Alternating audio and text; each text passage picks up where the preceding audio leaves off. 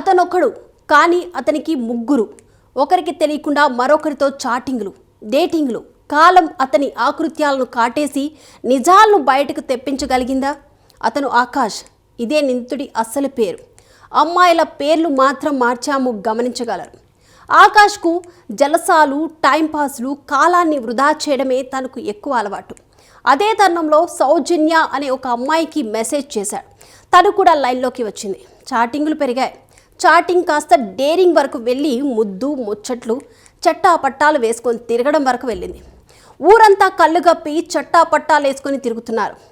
సురేష్ అనుకున్నట్లుగానే తనకు మంచి సరదా అవుతుంది సౌజన్య. కామ వాంఛ తీరుతుంది, సాఫీగా సాగుతుంది. అమ్మాయి కూడా ఇక ఈయనకు మించిన లైఫ్ ఇంకొకటి లేదు అనుకుంది. అప్పుడు మొదలైంది మరొక ట్విస్ట్.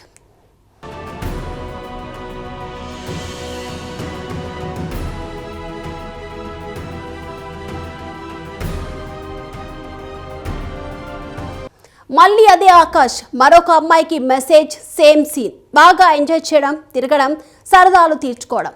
రేఖ కూడా ఈ సురేష్ నా భర్త, నా బాంధవ్యం, నా భవిష్యత్ అంటూ తెగ మురిసిపోయింది.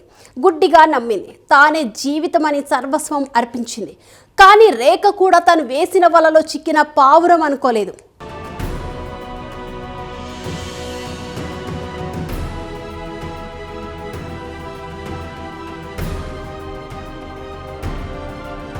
సేమ్ సీన్ మళ్ళీ రిపీట్. ఎస్, మీరు విన్నది నిజమే. రాణితో మొదలెట్టాడు చాటింగ్. అదే ఆకాష్ మరొక అమ్మాయికి మెసేజ్లు చేసి అలరించాడు. తన మెసేజ్ల తీరు, పద్ధతి నచ్చిన రాణి ఆకాష్ నువ్వే నాకిక జీవితం అంటూ కవితలు కూడా రాసేసుకుంది. పాపం పిచ్చిపిల్ల అంటూ అటు నుంచి ఓ చిన్న వెక్కి నవ్వు నవ్వాడు ఆకాష్. ఈ సీన్ చూస్తున్న మీకు తెలుసు ముగ్గురితో మెసేజ్లు చేస్తున్నాడని. పాపం సౌజన్య, రేఖ, రాణిలకు ఈ ఆకాశ సంగతి తెలియట్లేదు, అర్థం కాలేదు. ఆ ఆకాశే వారి భర్త అని ముగ్గురు అనుకుంటూ సాగుతున్నారు. ఆకాష్ కూడా తన సరదాలను తీర్చుకుంటూ ముగ్గురితో ఎంజాయ్ చేస్తూ కాలం గడిపేస్తున్నాడు.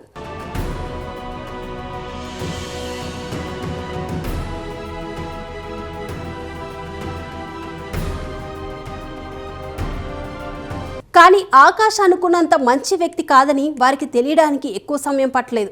వారి సర్వస్వం అర్పించే క్రమంలో ముగ్గురి వీడియోలు కూడా రికార్డ్ చేశాడు ఆకాష్. ప్రతిసారి తాను చెప్పినట్లు చేయాల్సిందే, లేదంటే ఆ వీడియోలను పబ్లిక్ చేస్తానంటూ భయపెట్టేవాడు. ముగ్గురు కూడా ఆకాష్ ఎప్పుడు రమ్మంటే అప్పుడు అతను రమ్మన్న ప్రదేశానికి వెళ్ళడం, వాడికి నచ్చినట్లు ఉండాల్సి వచ్చింది. వారికి అప్పుడే తెలిసింది వీడు కాబోయే భర్త కాదు, వారి పాలిట దరిద్రమని. వాడి వలలో ఉంది ఒకరు కాదు ముగ్గురని. కానీ ఆలస్యంగా తెలిసిన ఆ విషయానికి చింతిస్తూ బాధపడి ఊరుకోలేదు. ధైర్యంగా వెళ్లి పోలీసులకు కంప్లైంట్ ఇచ్చారు. ఈ ఘటన మధ్యప్రదేశ్లోని తార్ జిల్లాలో చోటు చేసుకుంది.